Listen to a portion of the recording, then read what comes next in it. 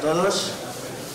Pues me toca a mí presentar a una conferenciante muy especial, que es Paloma, alias Fortunata de Jacinta. Supongo que muchos de vosotros la conocéis porque es una youtuber patriótica realmente importante. Yo le quiero agradecer no solamente su presencia aquí, por descontado, ¿no?, que ha dado valor añadido a estas jornadas, que ya lo tenían, pero ahora tienen más, ¿no?, sino también le quiero agradecer, pues bueno, las diferencias que ha tenido con el Fides, con la emboscadura, ¿no?, que nos ha dado voz en su canal, que es un canal importante con miles de seguidores. Y nada, pues no me toca a mí hablar más, yo ya voy a hablar después. O sea que, Paloma, pues adelante, cuando quieras. Vale, pues, ¿hola? ¿Se me oye? No, es que ese es el de la cámara. Este es el bueno. Y este debe ser para...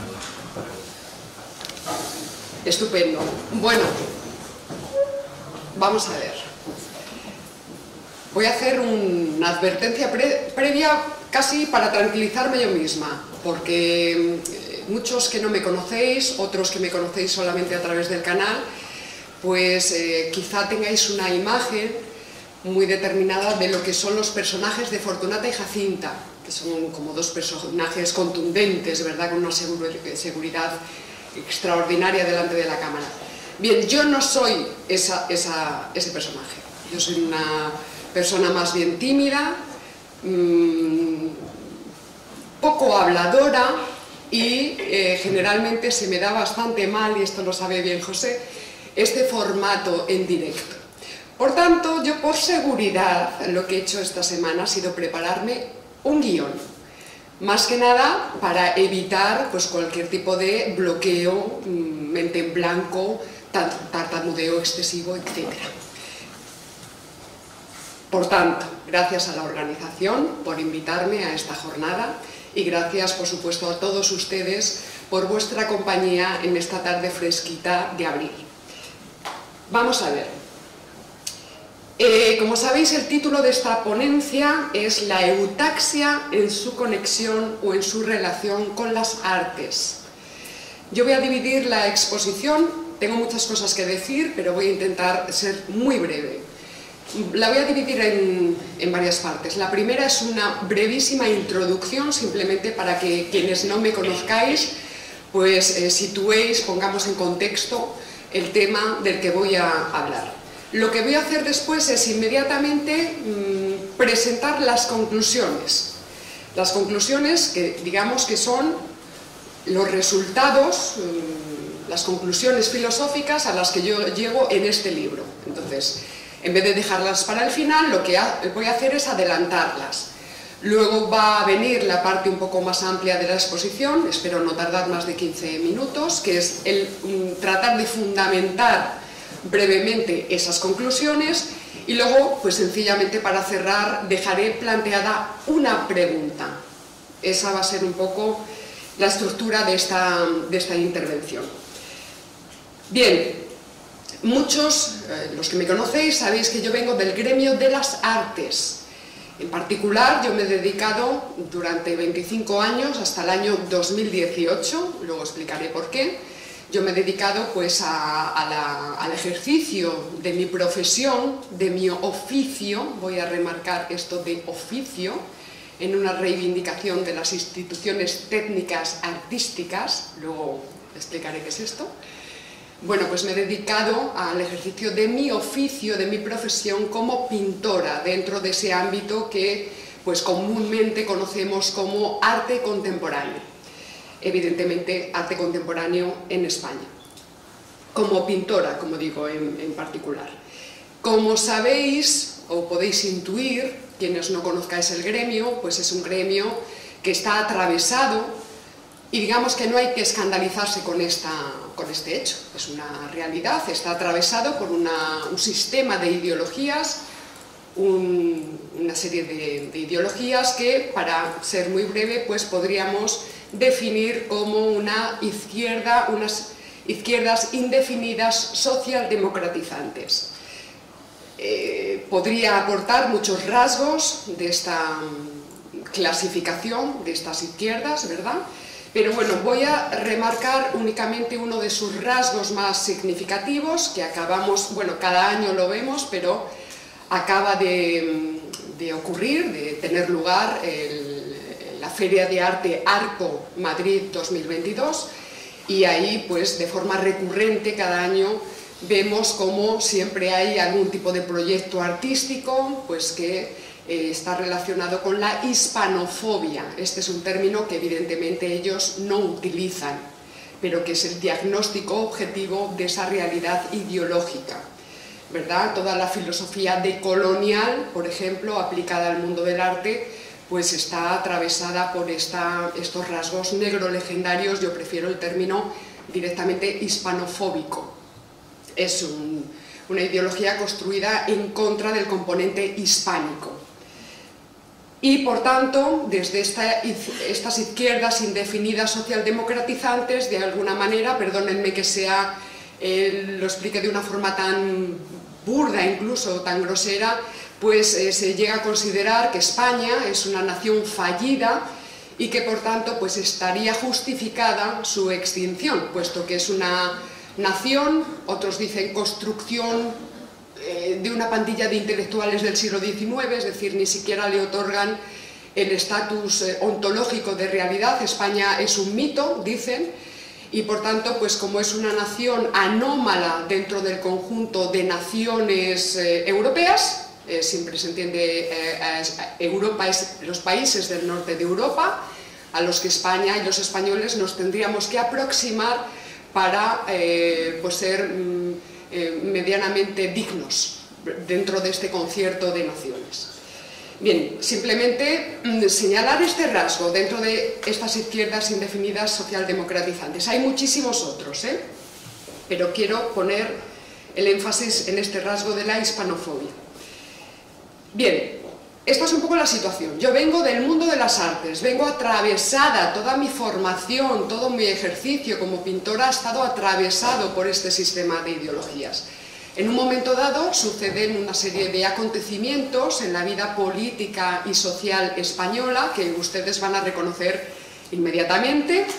Nos vamos a plantar en la España del 1 de octubre del año 2017. Lo he contado muchísimas veces, yo estaba sola en casa viendo los acontecimientos en Cataluña y días enteros sin levantarme prácticamente más que para comer y dormir, y yo recuerdo verme a mí misma hablando sola y diciendo: esto lo van a apoyar nuestras izquierdas. Digamos que en ese momento bueno, yo ya empezaba como a sentirme un poco incómoda dentro de este rol que yo había asumido en el gremio de las artes plásticas. Pero claro, luego vienen más cosas. Por ejemplo, viene el famoso fenómeno llamado la manada, con sus manifestaciones masivas por todo el territorio español. Y permítanme que haga un pequeño inciso. Yo muchas veces, bueno, acabo de hacer de hecho un capítulo en el canal en el que hablo de la enseñanza de la filosofía. Y digo, vamos a ver, de forma un poco grosera se podría determinar que en el conjunto de todos los sistemas filosóficos que se han dado a lo largo de la tradición, a lo largo de los años, podríamos establecer dos grandes bloques. Igual que hay números pares y números impares, pues podríamos hablar de sistemas filosóficos materialistas y sistemas filosóficos idealistas. Y, bueno, pues alguno podría pensar, bueno, pero es que, bueno, idealistas más bien espiritualistas, bueno, pero la gente ya no cree en Dios ni en esas cosas. Bien, ojo, advertía yo en ese capítulo, porque estas filosofías espiritualistas están funcionando a pleno pulmón en nuestro presente en marcha. He hecho referencia al fenómeno de la manada, que para mí es un momento determinante en el que en España aterrizan, poniéndolo todo hecho una auténtica porquería, las llamadas, desde nuestras coordenadas, evidentemente, ideología de género, estos feminismos acríticos o teorías queer. La teoría queer, dicho de forma muy simple, digamos que es una filosofía espiritualista, es una filosofía que considera que existe un yo, una especie de yo que anda por ahí flotando, un yo ya con identidad y que de forma más o menos accidental cae en un cuerpo o en otro. De ahí la famosa expresión de yo he nacido en un cuerpo equivocado. O por ejemplo, yo me siento mujer pero estoy encerrada en el cuerpo de un hombre. Bueno, pues simplemente para dejar perfilada la potencia del espiritualismo en nuestro presente en marcha, este sería un caso. Todo lo que tenga que ver con teoría queer, ideología de género, es puro espiritualismo metafísico. Pero bueno, solo quería hacer un pequeño inciso en relación a esto. ¿Qué más cosas suceden? Estamos en el otoño, no, perdón, en la primavera del año 2018. Pues llega al gobierno el sanchismo, a través de una moción de censura exitosa y con el apoyo de los grupos separatistas, incluido el partido Podemos, que mi tesis es que es un partido ideológicamente separatista, aunque no lo especifiquen de una forma tan clara, pero evidentemente en su programa político, por cierto también en el PSOE desde hace varias décadas, existe la idea de una España plurinacional. Bien, en ese momento yo decido aparcar los pinceles y además es algo que he hecho de forma rigurosa. No he vuelto a pintar, he perdido todos mis contactos en el mundo del arte, mi galerista, mis coleccionistas, mis colegas, etc. Decido plantar los pinceles y dedicarme a una defensa fundamentada de España y de la hispanidad. ¿Cómo hago eso? Evidentemente, pues, evidentemente no quiero decir. Lo que hago es abrir un canal en YouTube, pero no para opinar, digamos, de una forma espontánea, digámoslo así, sino que yo tomo partido por el materialismo filosófico, que es el sistema iniciado por el filósofo español Gustavo Bueno, y luego pues desarrollado por los investigadores de la Escuela de Filosofía de Oviedo. En paralelo a este canal de YouTube, en el que trato de abordar un tema por semana, pues yo voy elaborando, que casi siempre son temas que están relacionados con la filosofía política y la filosofía de la historia. Es decir, de repente el arte desapareció de mi vida, pero de alguna manera no pudo desaparecer. Entonces, se dio la circunstancia de que yo fui elaborando una serie de investigaciones en paralelo al canal en torno al problema de las artes en España y en Hispanoamérica. Lo que pasa es que esos contenidos se fueron exponiendo en 6 conferencias en el entorno de la Escuela de Filosofía de Oviedo, que es mi escuela, por decirlo lisa y llanamente. Los resultados de esas investigaciones son las que terminé compilando en este libro. Y he traído el libro para señalarles una cosa que ocurre en este rótulo. El título del libro falta algo. Digamos que por una decisión editorial vemos arte, propaganda y política, ideologías disolventes en la práctica artística contemporánea en España.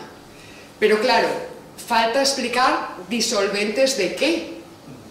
¿Disolventes de qué?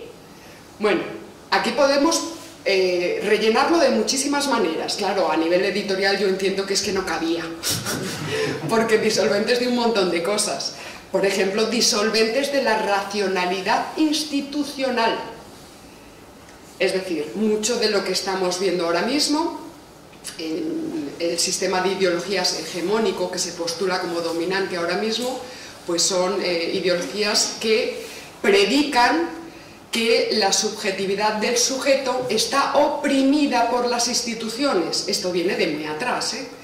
Por tanto, lo que hay que hacer es liberar, emancipar a esa subjetividad del sujeto, porque está oprimida por las instituciones. ¿Cuáles son esas instituciones? Pues el Estado, la familia, la escuela, todo lo que sea, ¿verdad? Entonces es esa racionalidad institucional una de las cosas que está disolviendo este sistema de ideologías. Dentro de esa racionalidad institucional, relacionado con el arte, una cosa con la que está a lo que atenta en las artes contemporáneas en concreto es a la racionalidad institucional de las técnicas del arte. Y esto quiero decir que, por ejemplo, es muy visible en un país como Francia, donde yo tuve la oportunidad de estudiar un año entero, en el que en el año 99 en Francia ya nos estaba enseñando a pintar. Cuando yo denuncio este atentado contra la racionalidad institucional de las técnicas, me estoy refiriendo a esto, a que de repente llevamos unas décadas en las que se está formando a artistas en cosas que no son la técnica de sus respectivas categorías artísticas. Artistas que no saben pintar, artistas que no saben dibujar, no saben esculpir, etc. Me estoy refiriendo a eso. Tengo que prevenir que en España el modelo francés penetró en torno al año 2000-2005, pero no de una forma tan intensa como yo había visto en Francia. De manera que sí, en España, afortunadamente, todavía hay grandísimos artistas en el sentido de que todavía controlan sus técnicas. Otra cosa es que estos artistas estén atravesados por ideologías, pero bueno, eso es un tema casi... ese es otro tema. Ahí estaríamos hablando, no me voy a meter en esto, pero aquí es donde el materialismo filosófico hace la distinción entre plano adjetivo y plano sustantivo del arte, de la obra de arte, pero no me voy a meter en esto, ¿de acuerdo? Pero, claro, atendiendo a los contenidos estrictos que se desarrollan en este libro, lo que yo pondría, por simplificar, es ¿disolventes de qué? Disolventes de España, disolventes de la patria, que parece que es un término que causa, pues, repelús. Hay personas que no pueden pronunciar la palabra patria, cuando la patria, pues, es uno de los conceptos políticos. Es decir, no es una idea romántica, sentimental o cursi, ¿no?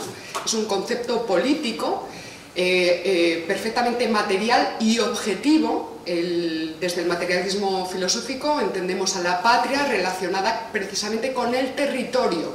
El territorio es la capa basal del Estado, es la capa donde están las riquezas de la sociedad política. La patria es la tierra de los padres, es la tierra donde están enterrados nuestros antepasados, donde están las riquezas de nuestro pasado, de nuestro presente y de nuestro futuro. Por tanto, el secesionismo es un robo, porque es un robo de una tierra y de unas riquezas que son comunes a todos los españoles. Por tanto, disolventes de España, disolventes de la patria. Podríamos seguir en este sentido, pongan ustedes lo que quieran. Por extensión, lo que yo voy a hacer en esta conferencia es decir, y también disolventes del componente hispánico, que es el que nos vincula ya con las naciones hispanoamericanas. Disolventes de la hispanidad, ¿de acuerdo? Pero bueno, ahora esta es la breve introducción. Yo creo que me encuentro bien, o sea, estoy suelta. Creo que no me voy a atascar. Ahora voy a adelantar lo que son mis conclusiones. Vamos a ver, porque son muy sencillas, pero a ver si soy capaz de expresarlas con claridad, porque estoy casi tentada en leerlas, para no confundirme yo. El sistema de ideologías que preside la práctica artística contemporánea en España es disolvente de la nación y, por tanto, resulta imprudente desde el punto de vista político. Esa es mi denuncia. Dicho de otro modo, muchas de las instituciones públicas y privadas vinculadas con la cultura en España propagan activamente ideas que atentan contra los principios superiores de la política.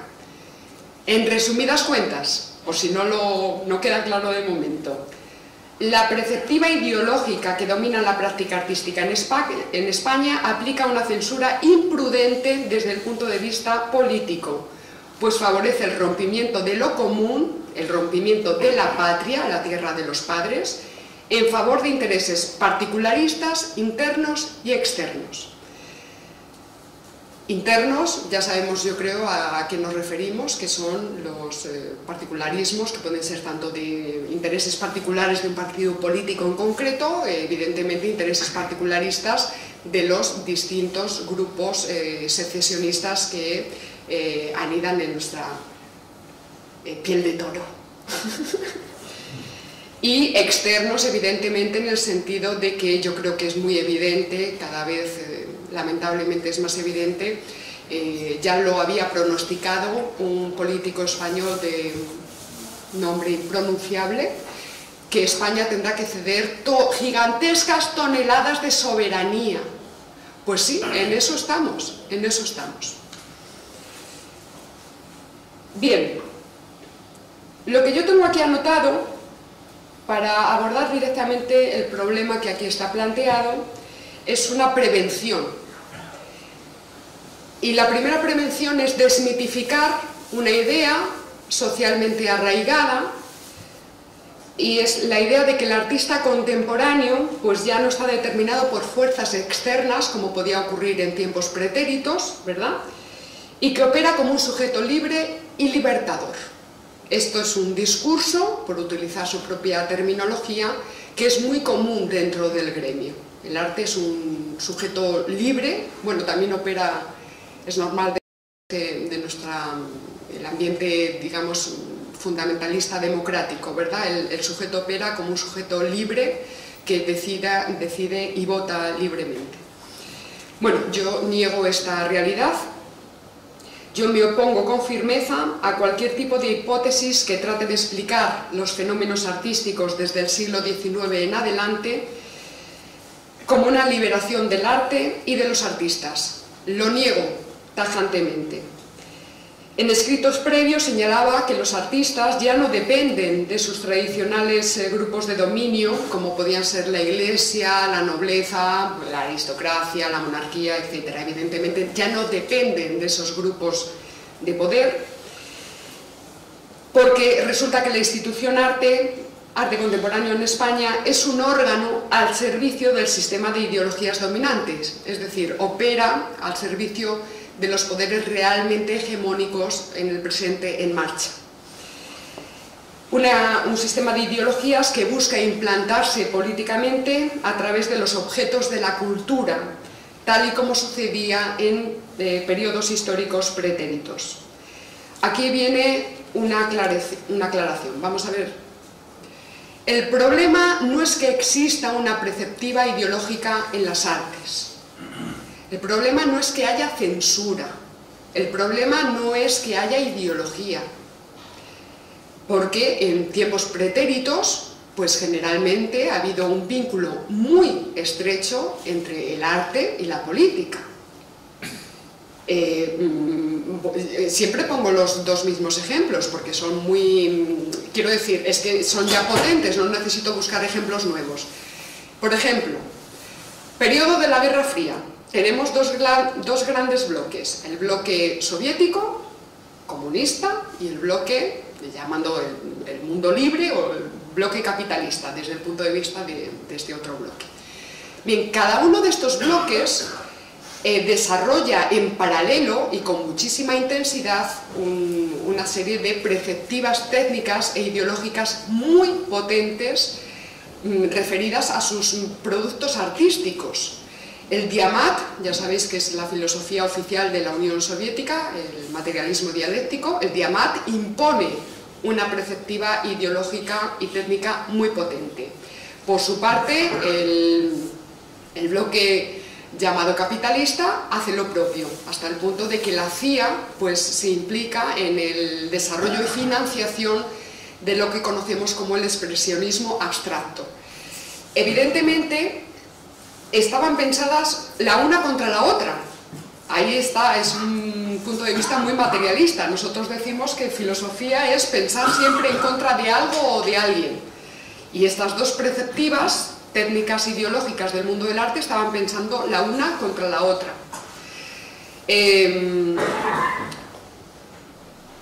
Con una diferencia, que es para mí la fundamental. La perspectiva técnica ideológica desarrollada en Estados Unidos estaba diseñada para favorecer la propia eutaxia de Estados Unidos. La desarrollada en la Unión Soviética estaba pensada para favorecer la propia eutaxia de la Unión Soviética frente al empuje del bloque capitalista. Es decir, tenían una función política eutáxica, de autoprotección frente al enemigo. El problema que yo encuentro en las artes plásticas contemporáneas en España y otro tipo de artes, pero bueno, como estoy especializada en pintura, artes plásticas, es que precisamente estas perspectivas técnicas e ideológicas son antiespañolas.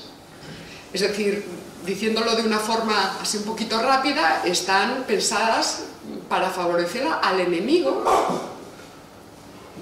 lisa y llanamente. Yo no me voy a detener ahora en los desarrollos porque tengo muy poquito tiempo. Lo que voy a intentar es fundamentar de alguna manera. Bueno, hay otro ejemplo por ahí que es el del Concilio de Trento. De ahí también sale una perspectiva técnica ideológica muy potente. ¿Precisamente contra qué? Contra las distintas iglesias reformadas que iban surgiendo y que, entre otras cosas, generalmente eran iconoclastas. Por tanto, el Concilio de Trento trató, no sé si me equivoco, creo que fueron 17 años en desarrollar pues una dogmática, entre otras cosas determinaban qué se podía hacer y qué se podía decir y cómo había que decirlo y hacerlo a través del arte. Es una perspectiva que evidentemente lo que está buscando es la conservación de las sociedades que se mantienen católicas, precisamente en su enfrentamiento brutal, incluso bélico, frente a estas otras sociedades que se postulan como iconoclastas. Primero se postulan como iglesias reformadas, es decir, hay una fragmentación de la Iglesia católica, y además como iglesias-nación, es una iglesia vinculada directamente con un Estado. Por tanto, ahí tenemos otro ejemplo, de que están dirigidas al mantenimiento, en este caso de la Iglesia católica, frente a unas amenazas que están viendo allí en el horizonte, ¿verdad? En el caso de España, pues es curioso, es justo lo contrario, es como que hay, lo estamos viendo también en relación a las actuales leyes de reforma educativa, ¿verdad? Parece como que están pergeñadas precisamente para disolver lo común. Es muy curioso, es como que estuviéramos los españoles cuesta abajo en un proceso de suicidio colectivo. En fin, yo lo veo de forma muy evidente en el ámbito de las artes plásticas, en el sentido de lo que producen los artistas, lo que los artistas dicen de sus obras, lo que los críticos dicen de las obras que están criticando, los periodistas, los directores de museo, etc. Hay toda una narrativa, no sé si ustedes han visitado Arco en esta edición, pero hay toda una narrativa de auto-odio. Me da un poco de bochorno decir cosas tan básicas, pero es que mi diagnóstico al cabo de los años es así de básico. Es así de básico. Por tanto, esto diríamos, por tanto, que lo que se está aplicando en España es una perspectiva ideológica muy potente en el ámbito de las artes. Esto significa que, vamos a ver, evidentemente el arte contemporáneo es una institución y por tanto tiene una racionalidad, una normatividad interna. Esto es normal, cualquier institución ocurre. Esta normativa interna significa que se hace una distinción entre lo que se consideran valores y lo que se consideran contravalores. Por tanto, lo que el arte contemporáneo considera ahora mismo un valor son determinadas cosas, por ejemplo, mostrar en Arco pues, a una señora que, como no se siente femenina, pues se ha operado, disculpen, la vagina para cerrársela, por ejemplo. Sin embargo, se considera un contravalor todo lo que tenga que ver con la idea de patria. Es un contravalor, por tanto, está absolutamente fuera de posibilidad el que un artista patriótico aparezca en Arco con una obra patriótica, un discurso patriótico. Es una censura que no es legal, es decir, cuando digo que no es legal es que no está escrita, no está formalizada en un documento de censura, que eso es otra cosa que ya también podían hacer por honestidad, ¿no? Porque durante el franquismo era evidente que había determinadas cosas que no se podían decir, pero es que claro, por lo menos lo decían, ¿no? Pero ahora simplemente pues es un apartamiento, lo que se llama la cultura de la cancelación, efectivamente.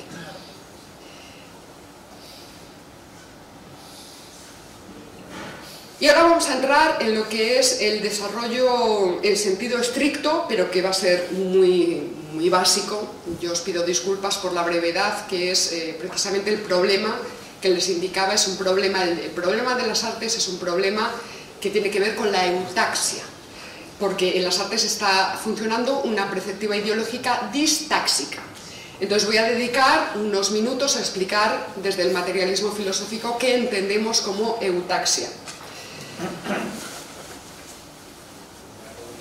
Bueno, primero adelantar que el materialismo filosófico presenta un modelo canónico genérico de sociedad política, es decir, de Estado, con sus distintas capas, ramas de poder, distintos vectores ascendentes, vectores descendentes, en fin, es una tabla canónica genérica, significa que se puede aplicar a todo tipo de gobierno y a todo tipo de Estado, ¿de acuerdo? Tanto a una monarquía como al antiguo régimen, como para analizar el Imperio Romano, las ciudades-estado griegas, etc. De ahí que sea un modelo genérico. Y digo, sin una teoría del Estado, pues es incluso imposible empezar a hablar de política.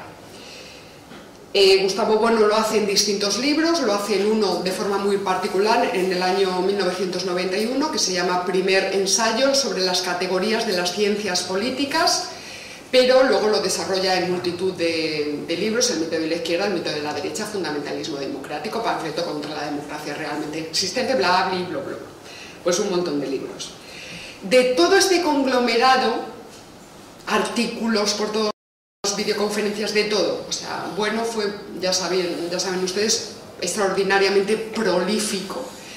Entonces yo les voy a leer lo que he podido extraer de este libro del año 91, que puedo presentarlo como una definición clara y distinta de lo que es la política desde el punto de vista. Lo que simplemente quiero advertir es que, claro, a explicar esta frase tan simple, pues Bueno dedicó cientos y cientos y cientos y cientos de páginas, y que eso no lo vamos a poder hacer ahora. Pero se lo leo. La política es el ejercicio del poder que se orienta objetivamente a la eutaxia de una sociedad según la diversidad de sus capas. Aquí vamos a detenernos en dos breves comentarios. La política es el ejercicio del poder. Primera advertencia, no es un poder entendido en sentido psicologista. Por ejemplo, el poder que pueda tener una persona individual según su propia, digamos, naturaleza psicológica o subjetiva o lo que sea, de dominio sobre otras personas. No nos estamos refiriendo a ese poder en sentido psicológico, que lo puede haber, pero no es esa la definición de poder político. Es la advertencia principal que quiero hacer. ¿Por qué Bueno no pone al poder como el fundamento de la política? Porque no lo hace. Bueno no dice que el fundamento de la política sea el poder. En primer lugar dice, primero, que el poder político no se puede entender en ese sentido subjetivo, porque ese sentido subjetivo haría referencia a los intereses, voy a utilizar el término escolástico, los finis, a ver, que no me quiero equivocar, me disculpan, operantis, es que están los finis operantis y los finis operis. Los finis operantis son los fines originales, subjetivos, personales del individuo, por ejemplo, del gobernante de turno. Pues los finis operantis, ahí sí que entraría, por ejemplo, cabe la posibilidad de una ansia de poder en sentido psicológico, de un Sánchez o de un Abascal o de quien fuera. Ahí sí que entran, pero es que eso está referido únicamente a los finis operantis. ¿Qué dice Bueno? El fundamento de la política no es este poder. En primer lugar, bueno, en segundo lugar, porque este poder, esta forma de poder, también opera en otros ámbitos de la vida humana, no solamente en el ámbito de la vida política. Se ejercen estas relaciones de poder, se pueden ejercer en la familia, con figuras de autoridad, en la pareja, en la escuela, en la propia medicina. Todavía en la escuela ya no, los profesores han perdido autoridad, pero todavía el médico, ojo, le llamamos de usted y sí que, bueno, todavía mantiene ciertos rasgos de autoridad. También en el ejército, por ejemplo, es decir, hay muchos ámbitos de la vida humana en la que está operando este poder. Por tanto, si está operando en distintas facetas de la vida humana, no puede ser el fundamento de la política. Este es el punto de partida de bueno.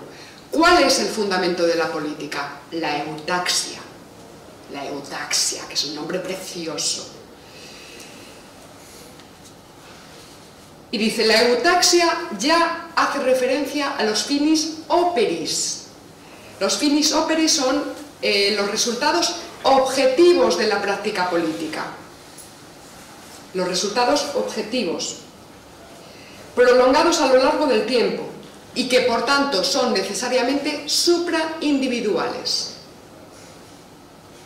Es decir, vamos a poner, yo qué sé, hay estados que han tenido, no sé si, sí, lo voy a hacer siguiendo el guión, más bien. Rasgos de la eutaxia. Uno fundamental, la eutaxia implica que en los planes y programas políticos del grupo o grupos de individuos que dirigen una sociedad no se tenga previsto ni se pueda perfilar el cierre de dichas prolepsis. Prolepsis es precisamente planificaciones, no os asustéis. Prolepsis son los planes y programas políticos.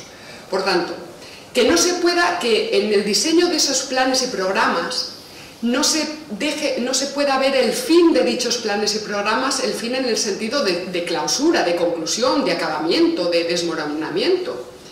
Esa es una condición importantísima, circunstancia que tenemos en España, el régimen del 78. 40 años, ¿eh? Es un régimen o una estructura territorial y administrativa que objetivamente, es decir, es visible, está escrito y se está practicando en la política real, objetivamente concede cada vez mayores competencias a las llamadas comunidades autónomas. Bueno, pues este régimen prevé, deja perfilada una fragmentación de la soberanía nacional. Vuelvo a insistir, lo estamos viendo constantemente en el ámbito de la sanidad y lo estamos viendo ahora con la ley CELA, que deja, no sé si me parece que es un 50% de los contenidos a decisión de cada comunidad autónoma. Es objetivo la fragmentación de la soberanía nacional.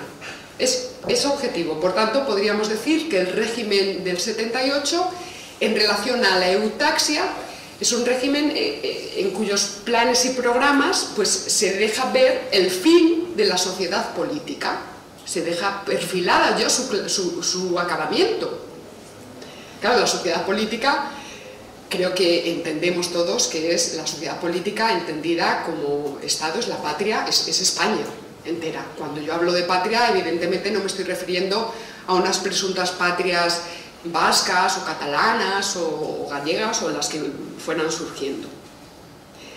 Este modelo federal asimétrico es el modelo, no lo olvidemos, un modelo que aparece también en los programas, además normalizado, escrito en los programas del PSOE, es el modelo también de Podemos y siempre también fue el modelo de Izquierda Unida.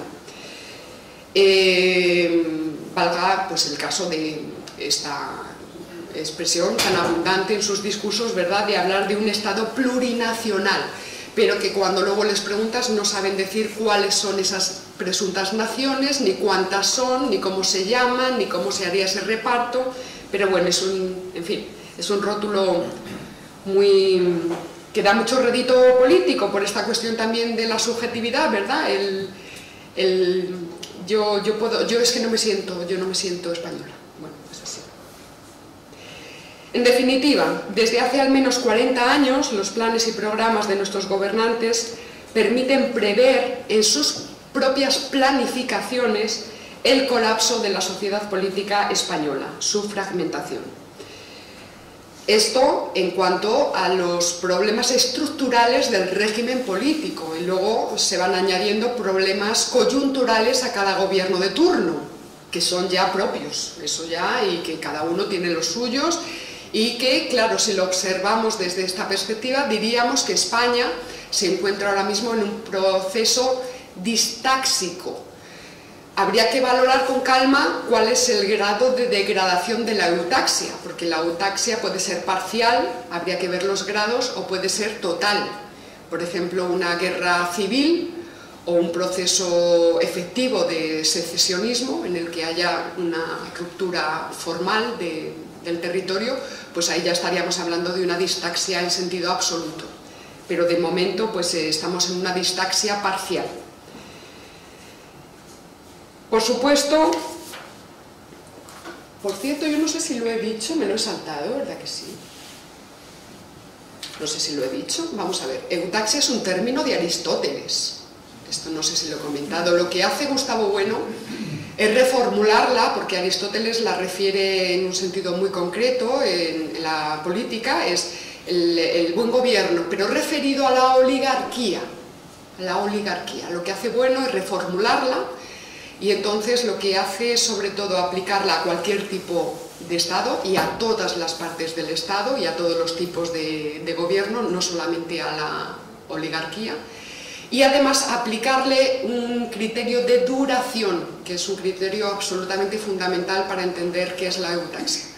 La eutaxia sería la potencia que tiene una determinada sociedad política, un Estado, para conservarse a lo largo del tiempo, para perdurar. Es un término de durabilidad. Eso creo que no lo había dicho antes.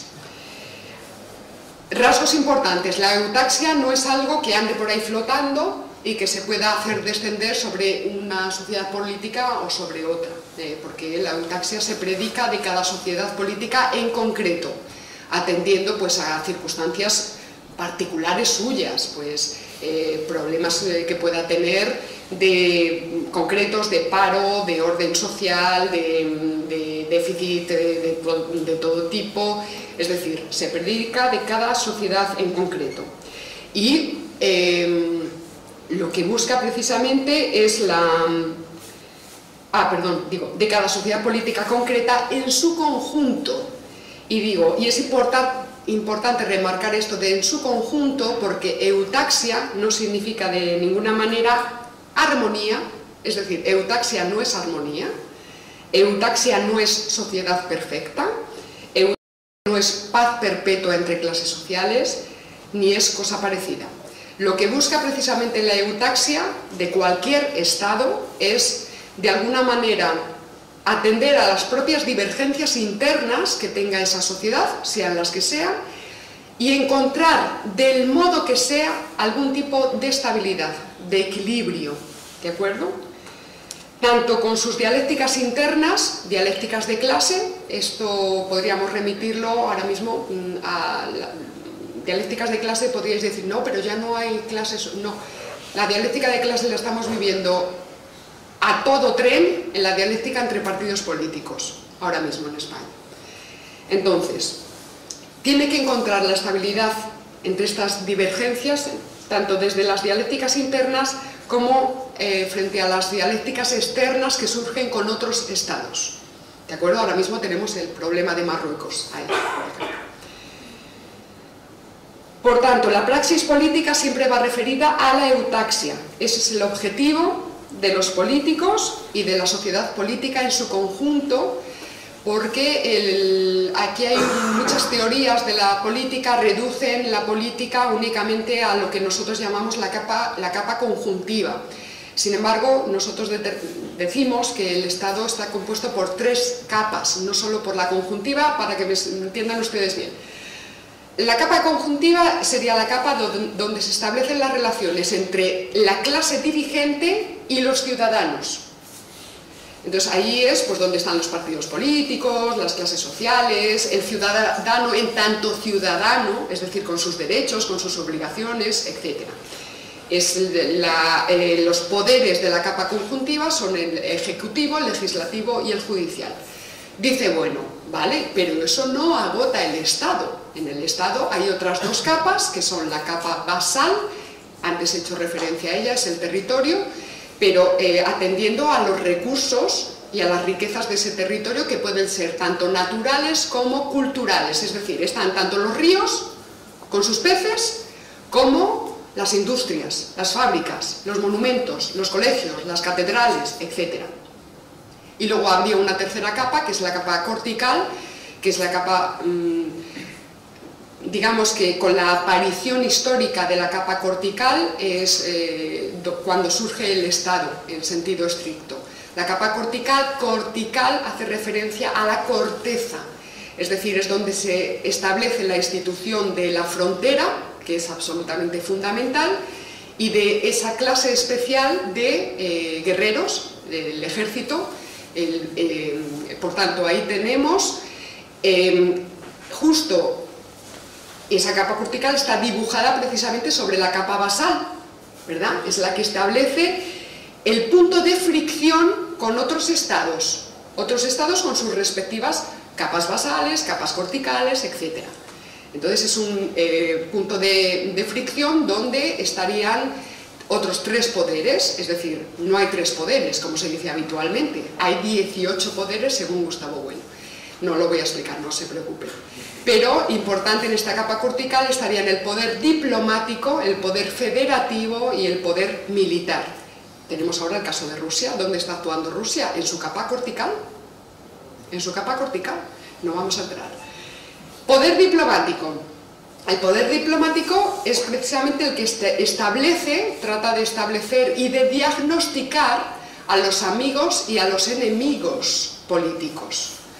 Pero ya no internos, que eso sería dialéctica de clases, sino externos, la dialéctica de imperios. Un problema de España desde hace tiempo, digamos 40 años, es que nuestros diplomáticos pues están fallando, están errando en el diagnóstico de quiénes son los amigos potenciales de España y quiénes son los enemigos potenciales de España. Bueno, Unión Europea, por ejemplo, vamos a... Entonces el poder diplomático es el que trata de establecer estas relaciones en la dialéctica de estados. Bien. La eutaxia significa precisamente, cuando me refería a esto, es la sociedad política en su conjunto, me refiero a todos estos componentes que les acabo de explicar ahora de forma muy no solamente ejecutivo, judicial, sino que hace referencia a un montón de componentes que tienen relación con el Estado y con la vida política.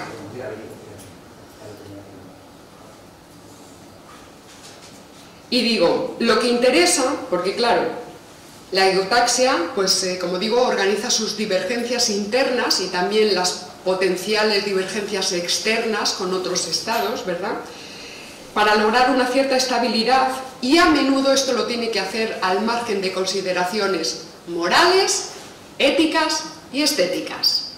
¿Qué significa esto? Pues que hay veces que la diplomacia no sirve y hay veces que la eutaxia de un Estado solo se defiende a través de la violencia.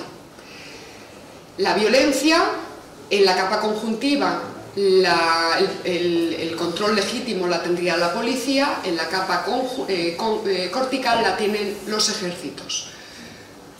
Por tanto, ahora lo que estamos viendo, por ejemplo, en el plano geopolítico, es una situación de dos grandes potencias que están enfrentando distintos intereses, cada uno intentando defender su propia eutaxia.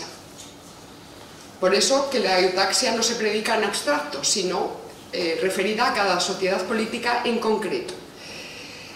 La guerra, Rusia, por las razones que haya determinado, ha concluido que la vía diplomática se ha agotado y que ha tenido que echar mano de la violencia, de la guerra. Lo que tendremos que ver, yo creo que tenemos un presente muy interesante, pero lo tenemos tan encima que es muy difícil hacer un diagnóstico. Por tanto, habrá que ver si esta acción de Rusia es prudente o es imprudente para su propia eutaxia. No lo sabemos todavía. Ni sabemos lo que le pasará al bloque anglosajón con Estados Unidos a la cabeza, no lo sabemos. Hay que esperar, hay que ver el post factum, es decir, las consecuencias de estas acciones.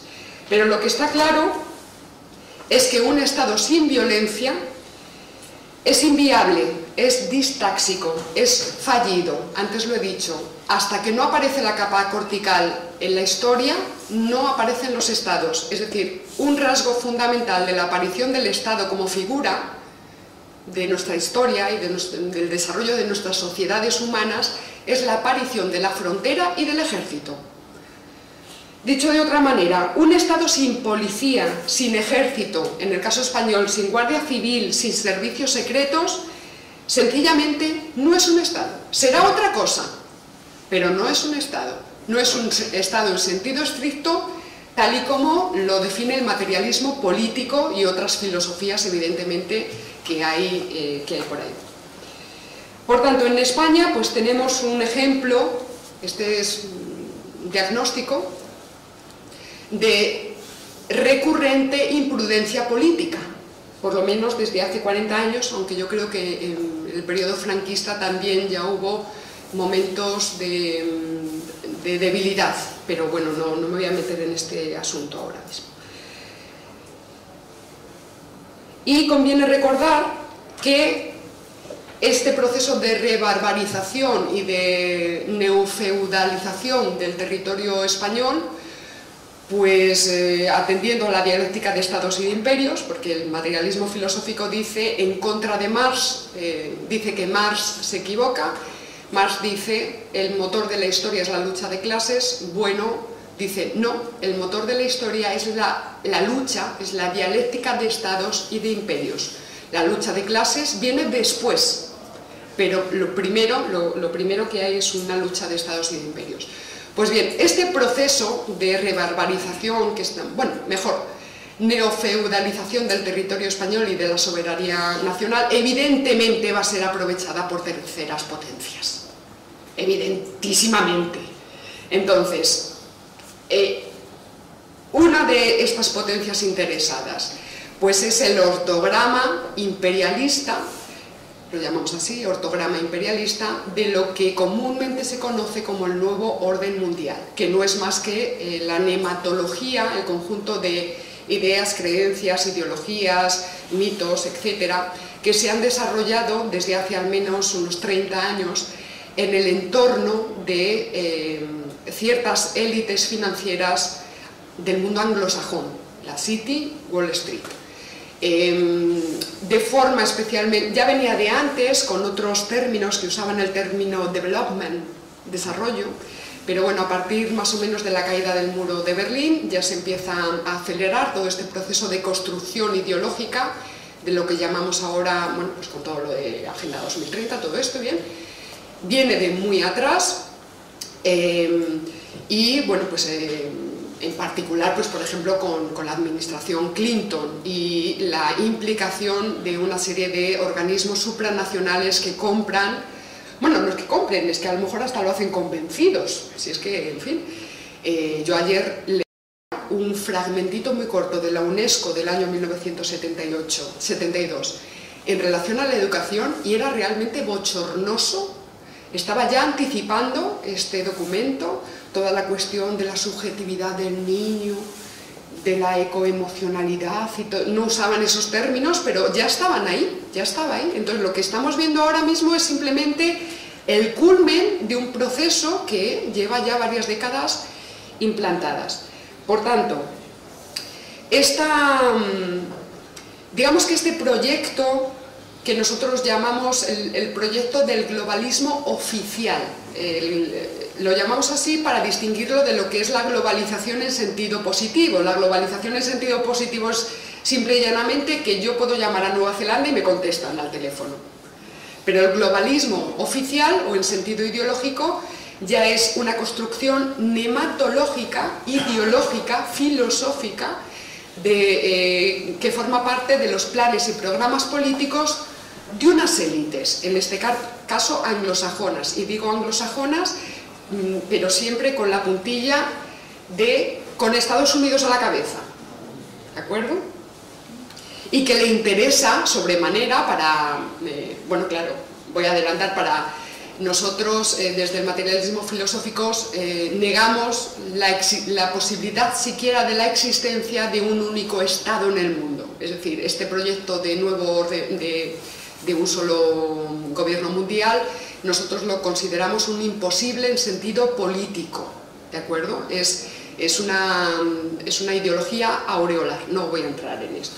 Pero en el proceso que ellos tienen de intentar implantar este control a nivel mundial, desde luego les viene de perlas la fragmentación de las naciones canónicas. Entonces, si los países, repúblicas hispanoamericanas y España de momento, pues nos vamos fragmentando nosotras solitas, pues le viene estupendamente a estas élites financieras. Y aquí no lo voy a decir, simplemente, bueno, de hecho les invito, hay un programa en el canal en el que lo explico, es qué ha pasado para que PSOE y Podemos en España, ¿cómo voy? Vale.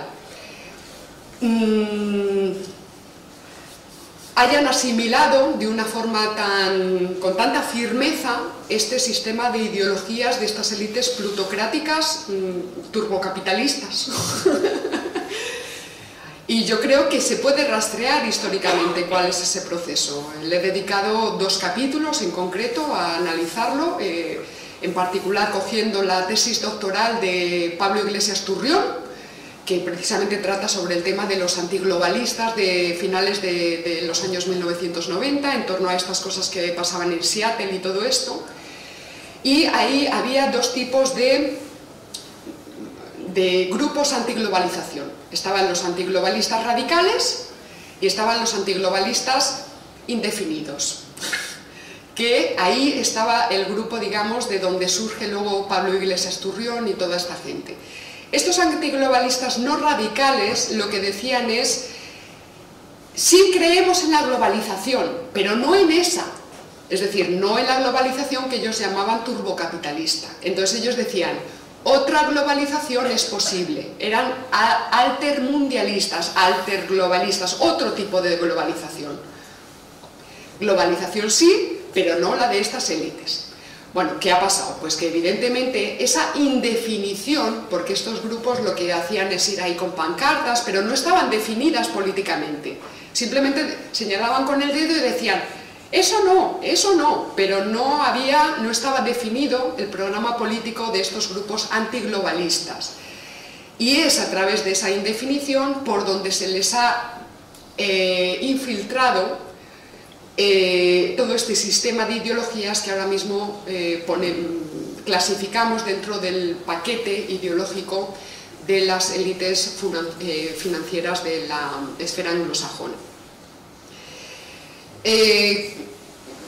Por citar algunos rótulos: ideología de género, ideología del cambio climático antropogénico, políticas inmigratorias de fronteras abiertas, indigenismos, nacionalismos étnico-lingüísticos, la llamada nueva ética, derechos reproductivos, derecho a decidir, Carta de la Tierra, Agenda 2030, movimiento Black Lives Matter, neopaganismo de la Pachamama, etc.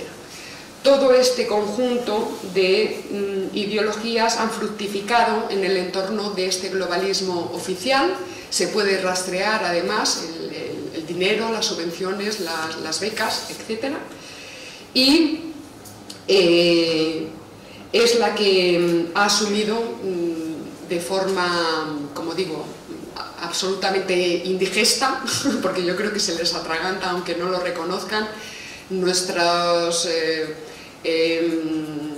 llamados intelectuales, nuestros artistas, salvo honrosas excepciones, grandísima parte de nuestros periodistas, profesores de universidad, políticos y, por supuesto, muchísima gente del común, ciudadanos de la calle, en fin. Aunque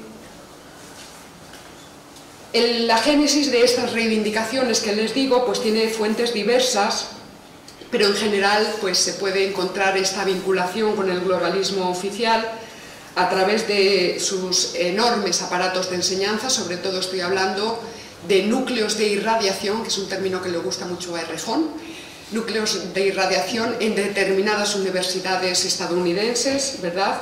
También poniendo en marcha gigantescas redes mediáticas y publicitarias. Es alucinante encender la televisión, o sea, en los anuncios aparecen por todos los lados. Los cuentos que le mandan leer a mis sobrinitos son cuentos donde el padre es un padre opresor que obliga a la elefanta a comer flores rosas para ser una niña. O sea, es alucinante. ONGs, fundaciones filantrópicas y, por supuesto, la industria cultural del cine, la televisión y las artes en general. Bien. Entonces, la nota más importante, voy cerrando ya, la nota más importante que yo quiero poner hoy aquí es una nota que yo intento, he hecho el esfuerzo de que esté enunciada desde el realismo político, es decir, sin reír ni llorar, simplemente intentando interpretar la realidad presente e intentar entenderla. Y luego, oye, si tenemos suerte y podemos de alguna manera actuar sobre esa realidad, pues qué bien, ¿no? Pero de momento, ni reír ni llorar, simplemente intentar entender, como decía Spinoza. La realidad es que España forma parte del imperio estadounidense. Ya está. Esa es la realidad. Lo que pasa es que España, que históricamente, digamos que ha ido cayendo por razones materiales, históricas, políticas, económicas, ha ido cayendo en ese área de influencia anglosajona.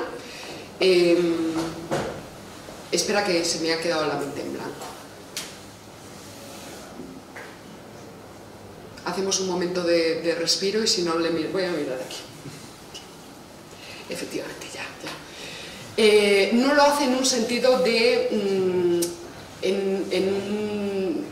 no es una relación igualitarista o armoniosa con ese imperio realmente existente. Es decir, vamos a ver, ahora mismo estamos viendo un momento en el que se está reestructurando toda la geopolítica, es un momento en el que es muy evidente que la unipolaridad geopolítica, es decir, el imperio estadounidense era dominante, era una apariencia falaz y que en cualquier caso tenía los días contados.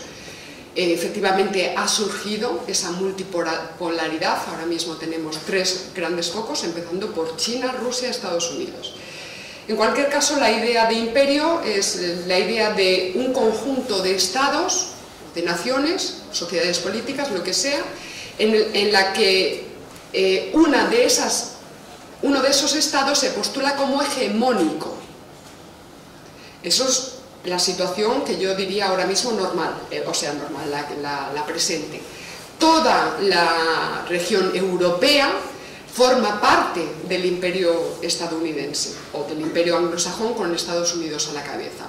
Lo que pasa que lo hacemos en una situación de subordinación cultural, ideológica, económica. No hay más que ver pues lo patético que resulta que andemos pidiendo permiso para poder cultivar, para poder exportar naranjas a Rusia o no exportarlas, o en fin.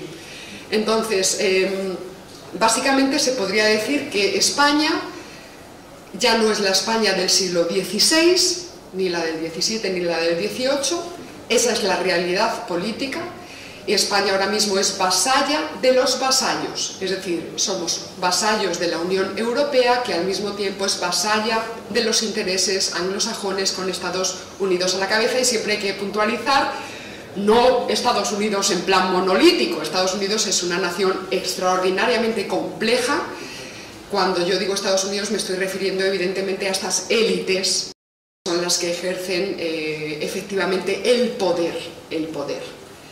El poder es la potencia de hacer, es la potencia de poder hacer. Entonces, estas potencias están haciendo lo que están haciendo porque pueden hacerlo, es decir, porque tienen el poder de hacerlo. Entonces, esta situación de subordinación es nuestra realidad. Yo creo que no hay que echarse en un rincón y llorar, simplemente pues habrá que mantener los ojos abiertos y hay que plantearse la siguiente pregunta. porque yo ya pongo el foco no en la conservación de España en sí, que sí, esa es una de mis militancias, la defensa de España, sino la defensa del componente hispánico en su conjunto. Es decir, yo entiendo dentro de esta relación geopolítica que existe lo que llamamos la plataforma continental hispanoamericana, en la que está incluida también España. Una plataforma continental con ciertas potencialidades inmensas, como la primera es la lengua.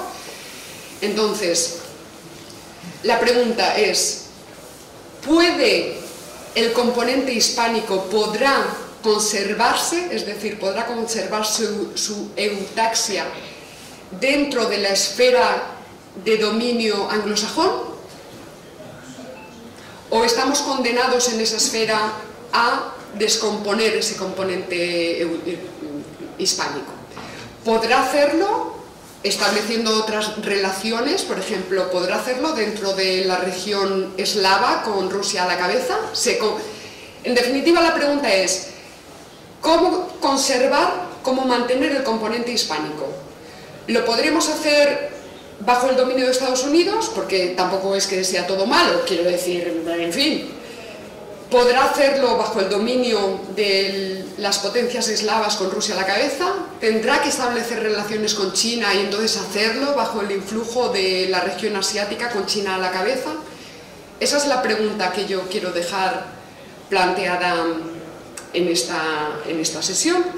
Y en definitiva, que parece que yo he venido a hablar de política en vez de arte, la pregunta sería, bueno, la invitación que yo les hago es a estar muy atentos a todo lo que se está produciendo en España ahora mismo en nombre de la cultura, que eso es otro tema tremendo, que estén atentos a lo que dicen nuestros artistas de su boca, que estén atentos a lo que dicen los críticos de arte y entonces determinar si lo que están diciendo y haciendo es eutáxico o es distáxico en relación a la conservación a lo largo del tiempo de la sociedad política que es la española, hasta día de hoy.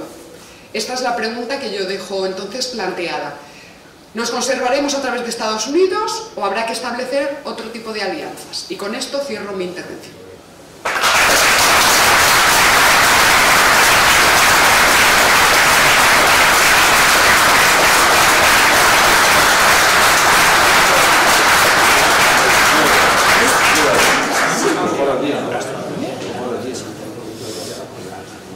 Bueno, el procés de Cataluña tuvo dos cosas buenas. Una, que Puigdemont se marchó, y otra, que Paloma dejó los pinceles para dedicarse a estas otras cuestiones que, bueno, no sé si fue una pérdida para el arte, pero para la militancia hispanista y patriótica fue una gran adquisición. Bueno, vamos a ver un coloquio, supongo, y por el privilegio de estar aquí, pues empiezo yo. Has dicho una cosa que a mí me ha gustado mucho, muy interesante. El régimen del 78 es distáxico. Y eso es muy interesante porque hay ciertas fuerzas políticas, no voy a decir nombres, ¿no?, que, bueno, se oponen al separatismo con la boca pequeña, ¿no?, pero como si esto fuera una desviación, es decir, como si, no, es que esto no tenía que ser así, tenía que ser otra cosa. No, señores, esto tenía que ser así, no había otra, ¿no? Son los que hablan de constitucionalismo y que son tan ridículos, ¿no? Bueno, lo vemos en Cataluña, ¿no?, que oponen la Constitución como si la Constitución no fuera la madre del cordero de todo lo que está pasando, ¿no? Creo que es una definición, bueno, yo no lo había dicho nunca así, pero me ha gustado mucho la expresión, ¿no? Es un régimen distáxico, ¿no?, por el tema autonómico y por otros, pero sobre todo por el tema autonómico que acaba donde acaba, es decir, es un tema que no está cerrado, porque si fuera un Estado federal como Alemania, como Estados Unidos, ahí pues está cerrado, las competencias son las que son y nada más, aquí no, aquí es un tema abierto continuamente, ¿no? Y luego otra cosa que también me ha gustado mucho que has dicho de, bueno, por ejemplo, de la Agenda 2030. Hace 3 o 4 días se publicó el Real Decreto de enseñanzas mínimas de la enseñanza secundaria obligatoria, que es el decreto que desarrolla aspectos de la nueva ley orgánica. Bueno, en la introducción de este decreto se dice claramente que a través de la ESO hay que transmitir la Agenda 2030, bueno, las cuestiones de género y las cuestiones climáticas, que ya sabemos por dónde van, ¿no? Es decir, él lo dice, pero ya sin tapujos. Es decir, cierto que la cosa viene de antiguo, pero antes lo decían con eufemismos, ahora parece muy claro. Y a partir de ahora, teóricamente, la obligación de todo docente de primaria y secundaria es transmitir a los alumnos la Agenda 2030. La filosofía, las matemáticas, la historia, esto no importa, pero la Agenda 2030 parece que es lo fundamental. Bueno, si alguien quiere intervenir, pues... Una pregunta que hacer yo. Sí. Me ha encantado primero la conferencia, ha sido muy buena la disertación. Lo único que decir, el tema de artístico, se podría conseguir, no sé si conviene a este coloquio, pero vamos, yo voy a soltar la pregunta. ¿Se podría considerar a Van Gogh como el primer decadente de la historia, en temas del arte de pintura? ¿El qué, perdón? ¿Se puede considerar a Vincent Van Gogh como el primer decadente de la historia, en temas artísticos? Uy, no, yo no me atrevería yo a hacer esa consideración. ¿no? No me atrevo, no. Vale, pues deja ya. Lo siento. Nada. Sí. Paloma, te quería preguntar tu opinión sobre la polémica sobre el pabellón en Dubái, el pabellón que hicieron en España, de los colorines. A ver si tú puedes darnos un poco tu opinión, analizando un poco con las coordenadas que tú das. Pues, ¿qué te pareció a ti? Pues voy a quedar fatal, porque fatal han quedado ellos. parece que estoy empeñada en no responder al público, pero le voy a explicar la situación. Yo vivo encerrada en mi casa con mi madre preparando cada capítulo semanal y no me entero de la misa a la media de lo que pasa por ahí, generalmente. Por tanto, no sé cuál fue la intervención del pabellón de Tokio. Lo siento mucho. Sí, una cosa así como de colorines, con un baile con los zombies, una cosa tremenda, que era todo pues, un poco en la línea que tú dices, de distáxico, vamos, que no dejar títere con cabeza, ¿no? Pensaba que si digamos, que sé un poco... Pues sí, quería saber tu opinión, nada más. Siento mucho no poder ampliar la respuesta, lo siento mucho. Me informaré, que estoy quedando fatal. Otra pregunta. Hola, Paloma, muy buenas. Usted ha establecido la diferencia entre eutaxia y distaxia por subjetividad o objetividad. Es decir, si los criterios eutáxicos eran subjetivos o EMIC, no podían ser catalogados como eutáxicos.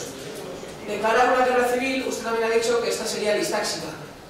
Sí. En el contexto de una guerra civil en el que uno de los bandos tiene, bajo criterios EMIC, es decir, subjetivos, la permanencia del tiempo de una sociedad bajo sus criterios, ¿estaríamos hablando de criterios eutáxicos o simplemente pueden ser objetivos una vez estén ya representados en las leyes o en la legislación que permite esa eutaxia? Es decir, ¿puede darse una eutaxia en un bando que quiere ganar una guerra civil, o es distáxica por definición? No, yo me refiero a que es distáxica porque la eutaxia siempre va referida a la sociedad política en su conjunto. Luego estaríamos hablando ya a nivel particularista de cada bando, por ejemplo, pues efectivamente ahí pueden estar circulando planes y programas de distinto tipo, unas veces también atravesados por intereses personales subjetivos del líder de turno, etcétera. Pero yo creo que solo se vería una vez que se ha finalizado el conflicto bélico y ha pasado cierta proporción de tiempo, habría que ver si los planes del bando ganador resultan o no resultan eutáxicos. Pero en principio es el tiempo el que da el criterio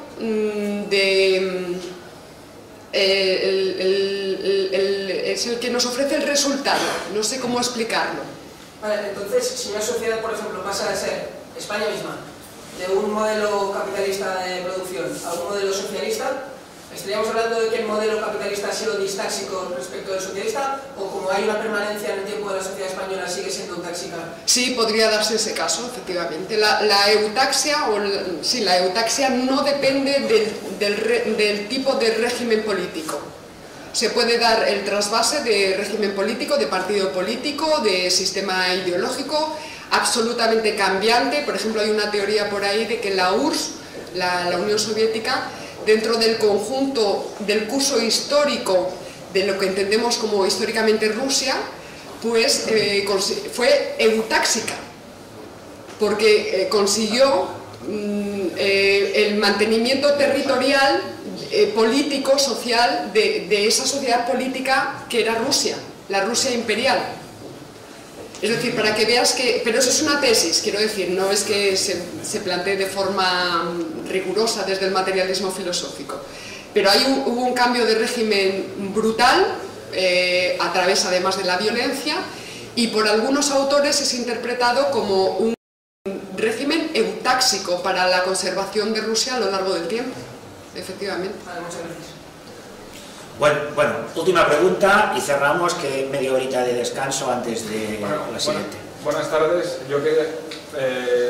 Usted ha dicho que el arte actualmente es distáxico, conceptualmente hablando. Quiero decir, el arte se hace para que su concepto o lo que pretende transmitir sea un valor antiespañol.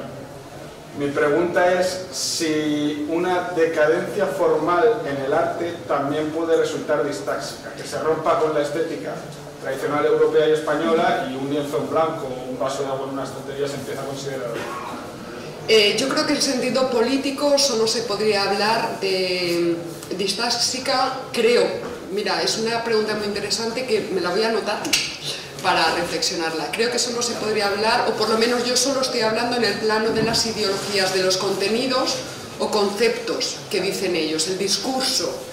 Porque ahora mismo el arte contemporáneo tiene una particularidad, que también está analizada en el libro, y es que prácticamente no hay preceptiva técnica, es decir, la preceptiva ideológica es muy fuerte, es rigorista, es dogmática. Sin embargo, no hay preceptiva técnica. El arte contemporáneo absorbe absolutamente todo tipo de soporte, todo tipo de material, todo tipo de estilo, todo. Lo que no absorbe es todo tipo de discurso, es la ideología. Entonces, cuando yo hablo de... Y además quiero hacer una puntualización, no es que todo el arte y todos los artistas españoles sean distáxicos, no. Yo me estoy refiriendo a que cuando un artista en España o en Hispanoamérica elabora un discurso moral o político, siempre lo va a hacer en este mismo sentido. Me parece que en esta edición de Arco había 5 obras de arte referidas a Franco. Año 2022. Como si no hubiera otros problemas en el mundo, que estamos todavía con el reto del antifranquismo, es que es vergonzoso, de verdad. Entonces yo me refiero a que en ese plano del discurso, yo se lo he oído muchas veces a colegas mías de gremio, no, es que esa obra no es contemporánea porque no tiene discurso contemporáneo. ¿Qué significa? Que las ideas, la filosofía, la ideología que está conteniendo esa obra o ese artista, porque generalmente la obra va acompañada siempre de un texto, no entra dentro de la preceptiva ideológica políticamente correcta. Por tanto, yo creo que no hablaría en el plano formal estrictamente expresivo, la parte técnica, las instituciones técnicas, lo que hay es una desconsideración total hacia las técnicas. Salvo honrosas excepciones, vuelvo a insistir, hay grandísimos pintores en España todavía que controlan las técnicas. Pero yo me refiero sobre todo a la parte ideológica. Venga, última pregunta, pero última, ¿eh? Vale, a ver, es que por cómo has explicado las cosas, yo he sacado como la visión de que en general hay una visión de que lo que Estados Unidos o, digamos, el mundo anglosajón estaría fomentando cosas distáxicas para otros estados, pero que serían eutáxicas para sí mismo. No tenía por qué, ¿no? Porque quiero decir, es que yo creo que algunas de las propias cosas de la Agenda 2030 y tal, no necesariamente le están comiendo a Estados Unidos tampoco. Y creo que están iniciando procesos que ellos mismos tampoco saben muy bien a dónde van a llevar. Exacto, sí. Vale. Estoy totalmente de acuerdo. Yo ayer lo pensaba y decía, hay que contemplar también la posibilidad, porque ojo que Estados Unidos, lo hemos dicho en el canal varias veces, tiene una situación crítica interna gravísima. Y estas ideologías yo planteaba ayer, también puede ocurrir, no es que haya una élite mirando una bola de cristal y haciendo planes que luego se van cumpliendo, ¿no? Ahora mira cómo se cumple ahí, vamos, fenomenal. No, hay una parte que tendríamos que contemplar de posibilidad de que no haya unas intenciones perversas de subordinar a los demás, sino de que se les ha descontrolado. Por ejemplo, el rollo del subjetivismo, que yo creo que hace muchísimo daño a todos, es desestructurante total en cualquier sociedad política, empezando por la estadounidense. O sea, nos hace daño a nosotros, y yo me centro en Hispanoamérica y España porque es lo mío, pero está desestructurando de arriba abajo la sociedad estadounidense. Y es un monstruo que les está creciendo dentro y que no sabemos si será eutáxico o distáxico. La penultísima. Una última, por favor. Quería preguntarle, que puedo anticiparnos una respuesta, pero el sentido de la eutaxia, porque es un valor o porque estamos dando por sentado que nos conviene que España y la hispanidad continúen, pero a lo mejor desde nuestra perspectiva de mí, pues no nos interesaría que Corea del Norte continúe, a lo mejor que se disuelva en Corea del Sur. A mí como, bueno, total ignorante de lo que está sucediendo, pero más o menos sí, creo que no me importaría que Corea del Norte no conservase su eutaxia. O sea, que la eutaxia en sí misma no es un valor. La hispanidad quizás sí. Y creo que va a ser por ahí, pero bueno. Claro, yo aquí no, me parece que no lo he dicho en toda la exposición. Ah, sí, sí que lo he dicho en un momento. Señores, hay que definirse. Eso significa, señores, hay que tomar partido. Yo tomo partido por España, no tomo partido por Corea del Norte. Y en esta situación coyuntural, pues no tomo partido, aunque entienda las causas, no tomo partido por Rusia, tomo partido por España. No tomo partido por Marruecos, tomo partido por España. Es decir, señores, hay que definirse.